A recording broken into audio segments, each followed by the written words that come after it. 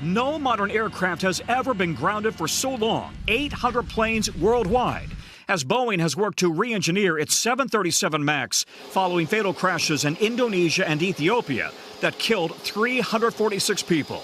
Investigators have cited multiple factors: faulty airspeed indicators that fed bad data to the plane's computer, causing a software system called MCAS to put both planes into a fatal nosedive. Pilot error contributed to both crashes. Boeing made multiple design errors, and the FAA failed to properly oversee design and manufacturing. A congressional investigation determined both crashes were preventable. After the FAA chief himself test flew a re-engineered MAX 2 months ago, the agency is now green-lighting the software and the hardware fixes and requiring new simulator training for every pilot. Now that the MAX is approved for flight, the airlines must convince the general public that the MAX is safe to fly. Eric Olin runs American Airlines maintenance base in Tulsa. We talked to him before the pandemic required face masks. A lot of families may be reluctant to fly the MAX when it is approved to fly. My family will fly on the airplane before the general public does. Your family will? Absolutely. They'll have no problem getting on this airplane when we get it restored to service. American is planning a single MAX passenger flight from December 29th through January 4th between Miami and New York. United and Southwest expected to start flying the MAX early next year.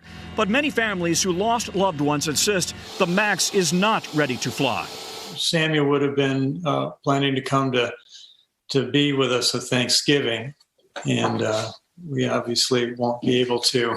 Michael Stumo, who lost his daughter Samia in the Ethiopian crash, doesn't believe the MAX is safe. We're thinking that anyone who is booking a plane really needs to avoid a Boeing 737 MAX 8 and try to find another flight. But after a 20-month grounding, the MAX is about to start flying once again.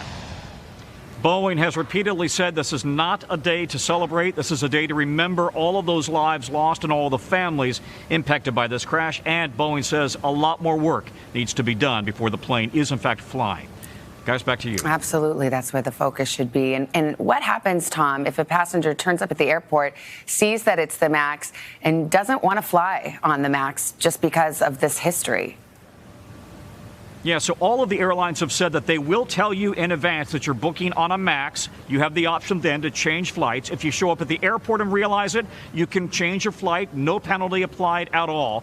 Listen, the airlines would like to start flying the MAX. Of course, the pandemic has slowed down their business dramatically, but they've got the MAX in their fleet. It offers a lot more fuel efficiency. It allows more room for passengers and more passengers, period. They want to fly the MAX because they're struggling, and the MAX is one way that they can improve their efficiency. But all of them have said, first, their pilots will go through simulator training, and they're going to make sure that all of those fixes are applied that the FAA is requiring.